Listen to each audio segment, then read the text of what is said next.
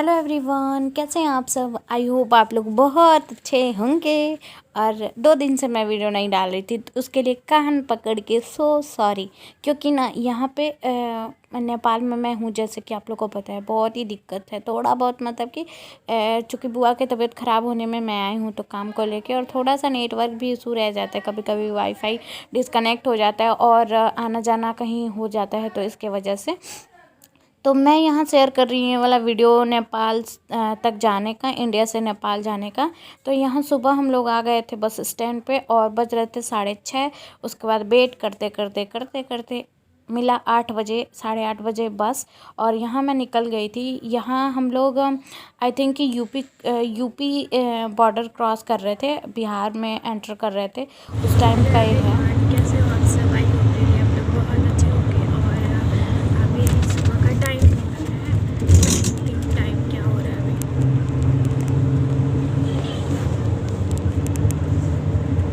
अभी सुबह के बज रहे हैं 8:57 हो रहे हैं। और मैं मतलब कि अपना यूपी छोड़ के बिहार झारखंड में एंटर कर चुकी हूँ। अभी मैसेज आ गया फ़ोन पे कि आप बिहार मतलब झारखंड में एंटर कर चुके हो।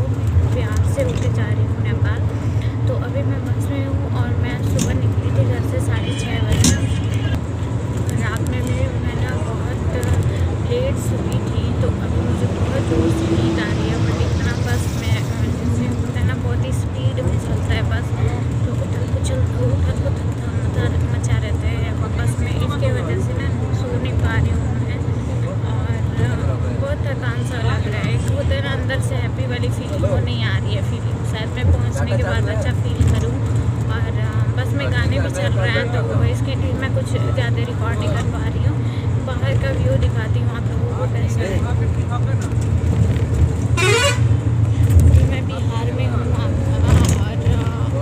बहुत अच्छा इधर का व्यू कुछ आ रहा है। देखते हैं कैसे ब्लॉग ये वाला होता है, कैसा होता है ब्लॉग। और यहाँ ना दूर दूर तक गांव नहीं दिख रहा है। मैं पहली बार इधर आई हूँ, बिहार साइड में दूर दूर तक गांव नहीं दिख रहे हैं। सिर्फ आपको दिखेगा ऐसे रोड के किनारे किनारे, जैसे देखो आप लोग ऐसे दिखेगा। और यहाँ के एरिया ही कुछ अलग सा दिख रहा है, हमारे वहाँ से बिल्कुल अलग है। और बहुत बस का वेट करना पड़ा हमें तो बहुत ही वेट करना पड़ा। फिर फाइनली मिला, वो भी जहाँ तक मुझे जाना था वहाँ नहीं मिला, उससे पहले का मिला है। बट इंतज़ार करते करते और लेट होता है, इसकी वजह से हम पहले वाले ही बस में बैठ गए, क्योंकि वहाँ से फिर बस चेंज कर लेंगे, हम दूसरे वाले बस में बैठ जाएंगे। ऐसा कुछ हमारा ट्रिप है। और पापा से लगातार बातें हो रही हैं मेरी। बाबा ने कॉल किया कि जहाँ भी रहना आप मुझे अपडेट देते रहना कि कहाँ रह रही हो, कहाँ जा रही हो, कहाँ पहुँच रही हो। और बहुत ही ज़्यादा ना ब्रेकर इधर है, समझ नहीं आ रहा क्यों है इतना ब्रेकर। और 2 लेंथ का रोड है, 4 लेंथ वाला रोड ख़त्म हो गया, शायद हमारी यूपी तक ही था 2 लेंथ का रोड। तो चलिए ब्लॉग कंटिन्यू करते हैं। पहुँचने तक का मैं ब्लॉग आपसे इस वाले ब्लॉग में दिखाऊँगी वीडियो। चलिए चलते हैं, फिर आगे दिखाते हैं आपको बैक कैमरे से यहाँ का व्यू, और बातें करेंगे आगे जो भी होगा आपके साथ शेयर करेंगे।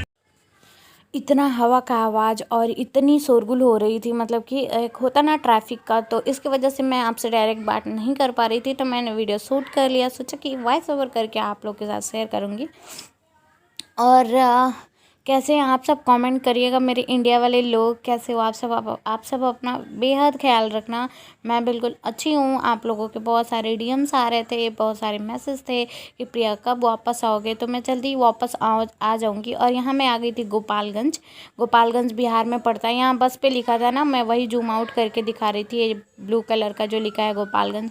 तो यहाँ हम लोग आ गए थे। स्टॉपेज पे बस 5 मिनट रुका था, जैसे कि लोग जो बैठे थे उतरने के लिए, फिर वहाँ से निकल गए थे। और यहाँ ना गोपालगंज में मैंने देखा मार्केट में सुबह सुबह मछलियाँ बिक रही थी, नॉनवेज बिक रहा था सुबह ही सुबह पे।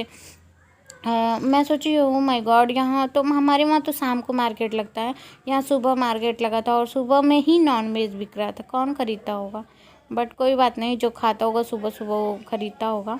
तो यहाँ थोड़ा सा ना रोड का, जब मैं बिहार में एंटर की ना, वहाँ से रोड ख़राब निकला। बहुत ही दुख हो रहा था और बहुत ही मतलब प्रॉब्लम हो रहा था। बस इतना मतलब कि वो होता है ना ऊबड़ खाबड़ रास्ते पे चलता है तो कितना वो होता है। और यहाँ पे मैं आ गई थी, कोई नदी था ये, बस बिहार में ही एंटर की थी। बिहार में थोड़ा अंदर हो गई थी, मैं चली गई थी अंदर बिहार के।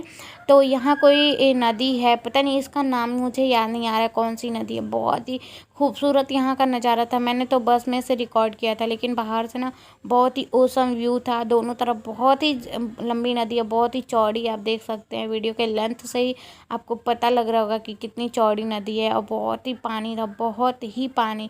और नदी ने ना आजू बाजू के कुछ एरिया को कटान में ले लिया था। जैसे कि पानी बढ़ता है ना तो मिट्टी कट जाती है, तो ऐसे बहुत ही अच्छा लग रहा था इधर का व्यू। ऐसे नदी वदी वाला, कई सारी नदी आई। फ्रेंड, यहाँ हम आ गए हैं, बस स्टैंड पर उतर गए मोतिहारी में। और यहाँ से शायद रॉकफॉल का बस पकड़ेंगे। आई डोंट नो, बुआ को कॉल कर रही हूँ, पता नहीं अभी उठा नहीं, शायद से कुछ काम कर रही हूँ तो उसके नाते नहीं उठा रही हूँ। तो अभी फ़ोन आता है तो करते हैं बात, देखते हैं कि यहाँ रिसीव करने आते हैं फूफा जी या फिर मुझे रक्सौल के बस में बैठना होगा। तो 5 मिनट के लिए मैं यहाँ रुकी हूँ, मतलब जब तक फ़ोन नहीं आता तब तक रुकी हूँ मैं। और मुझे ना उल्टी हुआ है रास्ते में एक बार, क्योंकि मैं बस लाल चाय पी के आई थी। और बस मुझे लगता है नज़दीक का नहीं लगता है, लेकिन बहुत दूर आ गई हूँ मैं अपने घर से। बिहार में हूँ मैं, पूर्वी चंपारण मोतिहारी में हूँ मैं। अभी मोतिहारी बस स्टैंड पे हूँ मैं, और यहाँ पे मैं रुकी हूँ। तो देखते हैं आगे क्या होता है। बुआ का कॉल आएगा तब तक, उसके बाद ही मैं डिसाइड कर पाऊँगी कि क्या करूँ। आगे रुकूँ, यहाँ आएंगे रिसीव करने, या फिर मैं दूसरे बस में बैठ के वहाँ तक चली जाऊँ। कॉल आने का वेट करते हैं। यहाँ कुछ नहीं दिख रहा है यार, ऐसे कंजेस्टेड एरिया में आए ना, यहाँ खाने पीने वाली कुछ चीज़ें हैं। और हमारे यूपी से बिल्कुल अलग है ये। और यहाँ का सब कुछ बहुत ही बदला बदला सा दिख रहा है। एक रूखापन जो दिखता है ना, वो दिखता है। तो चलिए देखते हैं क्या होता है, आगे कंटिन्यू करेंगे, बताते रहेंगे आपको कैसे हैं। और अच्छा लग रहा है कि आप लोग मेरे साथ हो। और पहले मैं कहीं जाती थी तो आप लोग मेरे साथ नहीं रहते थे, बट अभी आप लोग मेरे साथ हो तो बहुत अच्छा लग रहा है। चलिए आगे जो होता है शेयर करेंगे आप लोग के साथ। मैंने कॉल किया था बुआ को, तो फिर बुआ ने रिटर्न कॉल किया कि ऐसा है, फिर 60-70 किलोमीटर जाना पड़ेगा, आप बस में बैठ जाओ। और सारा डिटेल फ़ोन पे ही हम लोग का हो रहा था। मैं जब तक बिहार में थी तब तक तो मेरा जियो पकड़ा, लेकिन जब नेपाल बॉर्डर क्रॉस की उसके बाद मेरा टावर बिल्कुल नहीं पकड़ रहा था। इसके लिए मैं पहले से ही सारे बस का डिटेल कंफर्म करके देख ली थी कि कहाँ से कहाँ जाना है, नहीं तो पता चले मेरा नेट भी ना हो और मैं फ़ोन भी ना कर पाऊँ, मेरा सिम भी बंद हो, और फिर हम लोग मतलब कि मुझे जाने में दिक्कत हो। अकेले जाने में यही प्रॉब्लम होता है। और यहाँ देखिए, ये है इंडिया और नेपाल का गेट। और गेट से आई थिंक कि कितना होगा, 10 किलोमीटर अंदर जाना था मुझे, 10-12 किलोमीटर अंदर। तो यहाँ मैं एक मार्केट में आ गई थी। और इसके बाद से यहाँ बीरगंज मार्केट से मुझे 15-17 मिनट लगे बुआ के रूम तक जाने में। तो थोड़ा सा दिक्कत हुआ कि मेरा ना ऐसा लग रहा था कि मेरे साथ कोई है ही नहीं, क्योंकि फ़ोन में नेटवर्क रहता है ना, तो एक उम्मीद रहता है कि चलो फ़ोन तो है, अगर कोई भी दिक्कत हुआ तो हम फ़ोन कर लेंगे। बट ना, फ़ोन में नेटवर्क भी नहीं था। मैं तो मतलब डर नहीं लगता है मुझे कहीं जाने में, मैं चली जाती हूँ अकेले। और ये बीरगंज का घंटाघर है। तो इस वीडियो को यहीं एंड करेंगे हम, और मिलेंगे आपसे नए वीडियो में। तो अब नेपाल का ब्लॉग आप लोग को मिलेगा। तो चलिए मिलते हैं नए ब्लॉग में। बाय बाय, अपना ख्याल रखिए, बाय बाय।